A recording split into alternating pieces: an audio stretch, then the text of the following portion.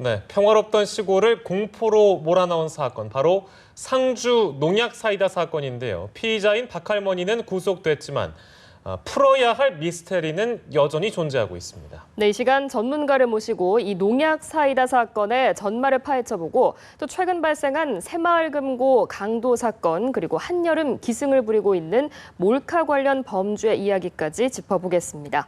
백기종 전 수서경찰서 강력팀장 나오셨습니다. 어서 오십시오. 네, 안녕하십니까. 물론 할머니가 구속이 됐습니다만 미심쩍은 부분도 좀 많고요. 우리가 흔히 얘기하는 미스테리라고 할 수 있는 그런 부분들이 좀 많이 있는 것 같습니다. 네. 팀장께서는 어떻게 보셨는지요? 할머니가 피의자로 구속되기에는 충분한 상황이었습니다. 네, 저는 이 사건이 발생을 하고 경찰의 수사가 브리핑을 통한 예. 모든 수사 정보가 발표가 안 됐기 때문에 많은 곳에서 의혹을 제기를 했었는데 사실 범죄 사실에 소명된 그런 기재 사실뿐만이 아니라 저는 애시당초부터 할머니의 여러 가지 형태를 보고 상당히 용의자로서 가깝다 이런 생각을 했었거든요. 어떤 부분이 자, 그렇습니까? 이유가 뭐냐면 처음에 7분의 할머니 중에 6분은 사이다를 마셨을 때 안 마셨다. 그건 전혀 문제가 안 되죠. 그런데 사이다를 마시고 나서 쓰러지는 할머니들을 다른 마을 주민이 신고를 하고 본인이 신고를 하지 않았는데 그중에 특히 신모 씨라는 65세 된 할머니가 본인이 타고 다니는 스쿠터 옆에 쓰러지셨는데 구급차가 왔을 때 이 할머니를 싣고 갔음에도 불구하고 방 안에서 5명이 쓰러져 계신 할머니에 대해서 전혀 신고하거나 고지를 하지 않았죠. 그리고 나서 마을의 이장님이 2차 신고를 받고 현장에 왔는데 그때 같이 쓰러져 계신 할머니를 돌보지 않은 상태에서 이 사람들이 왜 이러나 하는 형태의 천연덕스러운 일반적으로 우리가 합리적인 상식을 본다면 마을이 70여 년간 정말 호용어지하는 형태의 친한 사람이 쓰러졌다고 하면 반드시 구급차에게 연락을 해서 구호 조치가 되도록 해야 되잖아요. 그럼에도 불구하고 방치해버린 사안. 그다음에 이 할머니가 진술을 번복을 하죠. 예를 들어서 자기는 나중에 할머니의 손이라든가 전동 스쿠터라든가 옷에서 이 메소밀 농약 성분이 검출이 됐다고 하니까 내가 그때 잠을 잤다고 얘기한 건 착각이었고 할머니의 토사물이나 거품을 닦아줬다라고 진술을 했거든요. 진술 번복을 했죠. 그런데 결국 경찰이 그건 고지를 안 했지만 경찰이 국립과학수사연구소의 감식 결과는 토사물, 거품에서는 시간이 짧아서 농약 성분이 검출이 안 됐거든요. 그렇다고 하면 할머니가 완연한 거짓말을 했죠. 그리고 또 한 가지 결정적으로 정황 증거라고 하는 건 할머니가 혐의가 없었다. 경찰이 유력한 용의자로 보고 거짓말 탐지기를 3회 요청을 했음에도 불구하고 변호인을 선임하고 그 거짓말 탐지기 요청에 응하지 않았다는 것이죠. 내가 혐의가 없었다고 하면 당연히 거짓말 탐지기에 응해서 진실 반응이 나오면 자기 할머니는 혐의에서 벗어나는 거거든요. 이런 점이 상당히 유력한 용의자로 보는데 손색이 없었다 이렇게 보는 것입니다. 용의자로 볼 만한 그런 정황들을 좀 짚어주셨지만 그럼에도 불구하고 좀 풀리지 않은 미스터리가 여러 가지가 있어서 하나씩 짚어보도록 하겠습니다. 먼저 범행 동기와 관련된 부분인데 전날 화투 때문에 좀 다툼이 있었다라고는 하지만 이것이 과연 살해 동기가 될 수 있을까 의문점이 그렇습니다. 나오거든요. 일반적으로 생각할 때 이 할머니가 만약에 전날 고스톱 조그만 돈 내기 고스톱을 치는데 이걸로 이런 앙심을 먹었을까라고 하지만 경찰서는 다른 여러 가지 갈등 관계를 지금 수집을 하고 있고 또 상당히 확보한 걸로 알고 있거든요. 그리고 제가 미리서 말씀을 드리지만 저는 개인적으로 수사 경험치상 이 할머니가 다른 할머니들, 갈등 관계에 있는 할머니들을 살해할 생각은 없었던 걸로 봐요. 왜 그러냐면 60kg 정도 되는 성인, 몸 체중을 가진 사람이 메소밀이나 그라목슨 성분의 농약을 1.2g 정도 타서 마시면 치명적인 결과가 나오거든요. 할머니는 이런 상식은 없었다. 다만 안가품을 하기 위한 갈등의 어떤 끝에서 안가품을 하기 위한 방편으로 소량을 가서 탔는데 결국 이게 중한 결과가 나왔다. 이렇게 보거든요. 그렇다면은 그 농약이 사용 금지된 지 3년이 지난 제품이었다는 부분은 또 어떻게 설명할 수 있을까요? 방금 말씀드린 대로 지금 시골 농약 농가에 가보면 3년 전에 판매 금지가 됐다고 하더라도 헛간이라든가 쓰고 남은 농약이 얼마든지 있습니다. 농가예요. 그래서 그런 측면은 구입하는 거에 대한 의혹은 그렇게 큰 의혹으로 제기할 필요는 없다. 그 정도는 그러니까 이 할머니가 치밀하지는 않았을 것이다 이렇게 말씀하셨죠. 그렇습니다.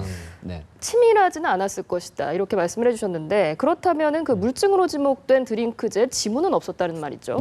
이거는 지문을 지웠을 정도로 치밀했다는 건가요? 그건 저도 궁금해요. 앵커께서 굉장히 궁금해하시리라 보지만 우리가 일반적으로 지문하면은 우리가 모든 사건에 있어서 언론 보도나 미디어를 통해서 초등학생들도 내가 사용하는 범죄 공용물에 지문이 묻는다는 건 누구나 아는 상식이 됐습니다. 예. 그럼 지금 할머니 분들이 83세라고 하더라도 굉장히 지혜롭거든요.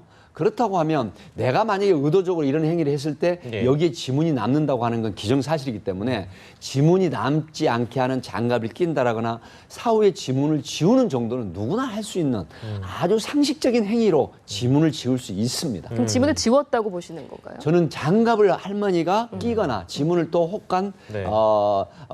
천으로 지우지 않았을까 그런 예. 추정을 해봅니다. 그 지문이 발생하지 않았다는 부분, 그러니까 지문이 발견되지 않았던 것이 어떻게 보면 이 할머니가 일종의 알리바이라고 네. 얘기할 수 있는 부분이라고 한 일주일 전만, 며칠 전만 해도 그런 얘기가 돌았었는데 이제는 이 지문 정도는 그냥 손쉽게 없앨 수 있었던 거다. 우리가 이렇게 이해하면 되겠네요.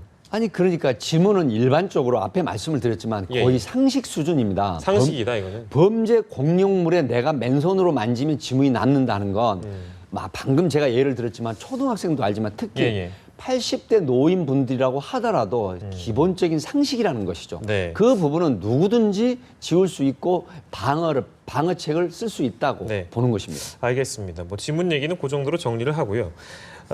이런 얘기도 돌고 있습니다. 농약병이 없었는데 나타났다. 네. 그래서 이걸 그러니까 제3의 인물, 그렇습니다. 다른 인물이 이거를 또 갖다 놓은 거 아니냐. 7월 이 부분은 어떻게 해석해야 7월 됩니까? 17일 날 상주 수사본부에서 압수수색 영장에 의해서 현장을 다 압수수색을 했거든요. 예. 그게 7월 17일인데 그날 밤부터 다음 날 7월 18일 오후 2시에 예. 박할머니의 친아들이 신고를 했습니다. 우리 집 마당에 똑같은 형태의 농약병이 발견이 됐다라고 했는데 예. 이 부분은 두 가지로 분석을 할 수 있겠습니다. 우선 이 박할머니가 범인이 아니라는 수사에 혼선을 주기 위한 의도일 수 있다. 이것은 아마 박할머니하고 가까운 쪽의 행위일 수도 있고 또 다른 측면일 수도 있고요. 또 한 가지는 뭐냐면 예. 이 범인이 박할머니만 있는 게 아니라 조력하는 공범이나 다른 주범이 있을 수 있다고 하는 암시를 주기 위한 것일 수도 있는데 네. 저는 수사 경험칙상 제가 앞에서 말한 1번 예. 이 답변에 가장 가까운 행위다. 수사에 혼선을 주기 위한 예. 방법이 아닐까. 네. 그렇게 분석을 합니다. 근데요, 전 궁금한 게 만약에 공범이 있고 제3의 인물이 있다면 우리가 뭐 아까 화투 얘기도 했고 뭐 그랬잖아요. 이 사건의 동기가 가장 중요한 부분인데 그렇습니다. 만약에 공범이 있고 제3의 인물이 연루가 된다면 도대체 어떤 이유 때문에 이 사건이 연루가 된다는 얘기입니까? 그러니까 이제 그 암시를 준다는 얘기는 예. 예를 들어서 할머니가 다른 사람한테 어떤 이 범행 동기를 털어놨거나 만약에 사전에 의논을 했다고 했을 때 그 예. 사람이 공범이 될 수가 있거든요. 그래서 그런 측면에서 그 사람이 예를 들어서 어떤 암시를 줄 수도 있다고 하지만 저는 두 번째보다는 예. 첫 번째 분석, 수사에 혼선을 주기 위한 의도적인 행위다. 이렇게 보는 것이죠. 뭐 여러 가지 정황에 대해서 저희가 이야기를 해봤지만 아직까지는 그래도 어떤 결정적인 증거, 명확한 범행 동기는 파악되지 않은 상황이어서 네. 앞으로 경찰의 수사는 어떤 부분에 좀 앞으로 초점을 맞춰야 경찰은 될까요? 방금 말씀하셨지만 예. 범행 동기나 예. 경위, 그다음에 과연 이 농약이나 그 자양강장제 병 이런 걸 어떻게 구입을 하고 소지하게 됐는지, 네. 그다음에 과연 범행 시간은 마을 해관에 몇 시에 가서 혼자 한 건지 예. 이런 부분을 앞으로 기소를 하기 위해서는 명확하게 수사를 해야 될 중요한 과제라고 보는 것이죠. 네, 수사에 혼선을 주기 위해서 만약에 공범이 있었다고 하면 그 공범이 왜 있었던 거고 또 지문이 만약에 지워졌다면 그 지문을 혹여 본인이 지운 게 아니라 또 다른 제3의 인물이 지울 수 있는 뭐 그런 가능성을 다 열고 수사를 해야겠네요. 그렇습니다. 네. 알겠습니다. 저희가 다른 사건 얘기를 좀 해볼게요. 바로 새마을금고에서 있었던 사건인데요. 인질극을 벌여서 2,400만 원을 빼앗아 달아났던 사건입니다. 이게 어떻게 보면 한낮 도심에서 있었던 일이기 때문에 저도 굉장히 놀랐었고 그렇습니다. 그 속보를 저희들이 전달을 해드렸거든요. 네.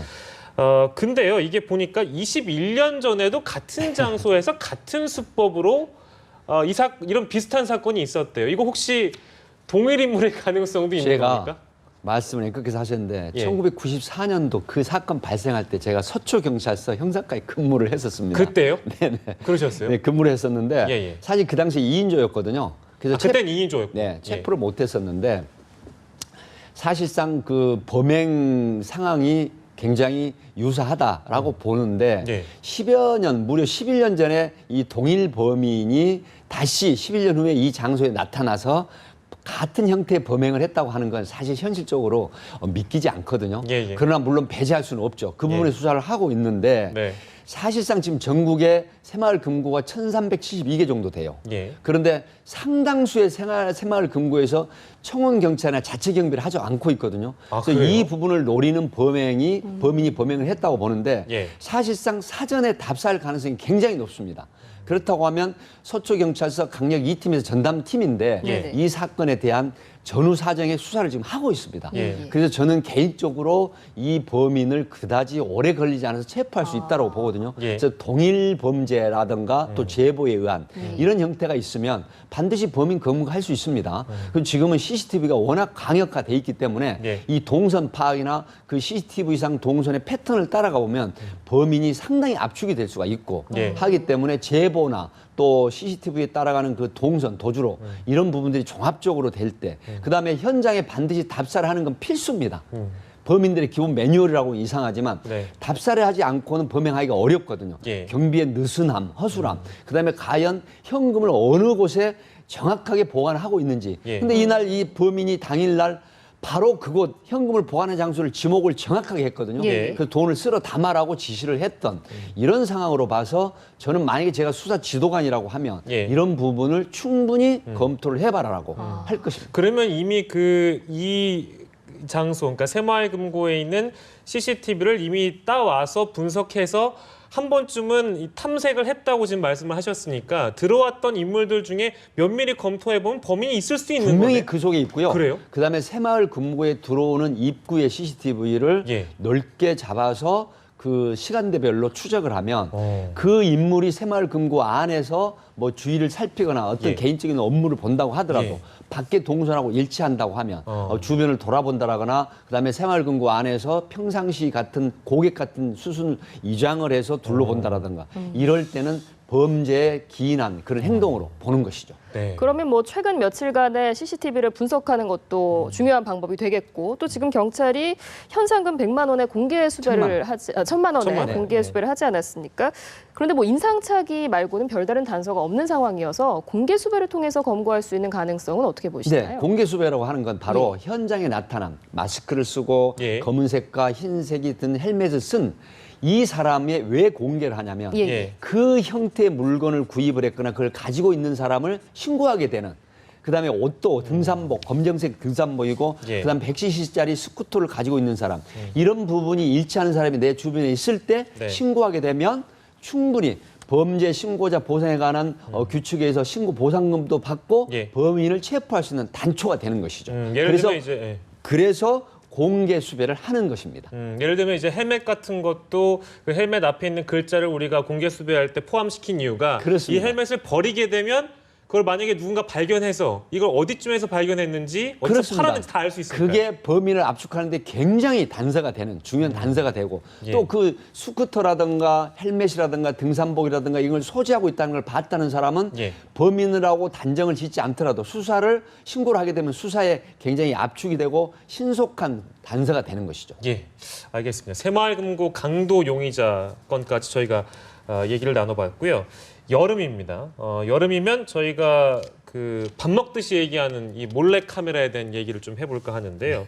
아무튼 뭐 5년 동안 8배 이상 급증했고 급증한 이유에 대해서 일단은 여쭤보기보다는 이 몰카의 수법이 갈수록 진화가 된다면서요? 네, 진화가 되고 있습니다. 어떤 방법으로 진화됩니까? 그러니까 이제 이 볼펜형, 예, 볼펜이요. 예, 그다음에 우산 끝에 몰카를 장착을 하거나, 예. 그다음 우리가 이제 뭐 그 소형 이 그 PC 이런 곳에 몰카를 또 장착을 하기도 하고, 네. 그다음에 이제 휴대폰에도 예. 지금 우리가 일반적으로 휴대폰을 놓고 얘기를 하면 예.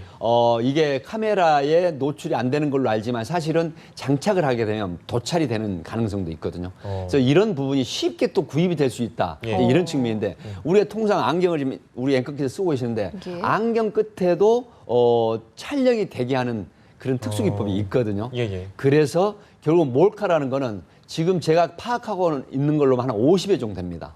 그러니까 심지어 구두 끝에 예. 또 구두 몰카 끝에요? 장착을 하는 경우도 있습니다. 그래서 이런 측면이 정말로 두려움을 느끼게 하는 여성 입장에서 봐서는 지금 네. 특히 이제 바캉스 시즌을 맞이해서 계절이 노출하는 계절이거든요. 예. 그래서 뭐 지하철이라든가 또 공공 장소라든가 또 사람들이 많이 모이는 장소 또 어떤 해변이라든가 예. 피서지 이런 데서도 상당히 그 노출을 하는 여성들을 상대로 몰카 촬영하는 이런 게 지금 늘어나고 있다. 그래서 지금 전체적으로 보면 8배 무려 늘어났다고 하는 예. 이 부분이 훨씬 더 많은 걸로 저는 파악을 하고 있습니다. 이거보다 더 많은. 그렇습니다. 말씀하신 것처럼 수법도 굉장히 다양해졌고 또 구입을 하는 것도 어렵지 않기 때문에 과연 이 몰카 범죄를 어떻게 막아야 할 것이냐, 처벌을 강화하는 게 답일까요? 사실 지금 성폭력 특별법의 몰래 촬영 이게 약한 그 형이 아니거든요. 예. 그럼에도 불구하고 대부분 사실 전력이 없으면 구속되는 사례는 별로 없어요. 벌금형에 그치거든요. 그래요? 그렇지만 역시 어떤 형태를 굉장히 큰 어떤 처벌을 받게 하는 것도 중요하지만 사실 이 부분에 대한 도구로 활용되는 걸 단속을 해야 되는데 네. 현실적으로 어려움이 많습니다. 왜 그러냐면 그 도구를 범죄에 활용했을 때 처벌이 되지만 예. 그 도구 자체를 판매하거나 제조했다고 처벌되지 않는 이 부분이 있기 때문에 사실 근본적으로 몰래 촬영에 이용되는 도구는 법적으로 제재 조치를 강구를 해야 된다. 예. 그래서 일각에서 이런 부분을 법으로 발의를 해야 된다는 요구 조건이 드높이 올라오는 일부 NGO나 소비자 단체에서 요구하는 것인데요. 예, 예. 사실 사실 저도 그 부분에 동의를 합니다. 왜 그러냐? 우리가 상식적으로 도찰이나 몰래 촬영하는 도구를 사실 범죄 공용물이라고 대부분 생각을 할 수가 있습니다. 예. 그럼에도 불구하고 이게 버젓이 제조되고 판매되는 제재를 하지 않는다는 것은 이게 범죄에 활용할 수 있도록 방치한다는 것이거든요. 그래서 이 부분도 법적인 제재가 필요하다 하는 걸 네. 이 기회에 말씀을 드립니다. 글쎄 저는 뭐 얘기 듣다 보니까 사는 사람도 문제입니다만 파는 사람도 그렇습니다. 이거를 좀 처벌을 해야 되지 않나라는 생각도 좀 네. 드는데요. 아무튼 뭐 여러 가지 사건 사고 이슈들 우리 백기종 전 수서경찰서 강력팀장과 함께 얘기 나눠봤습니다. 오늘 고맙습니다. 네, 감사합니다.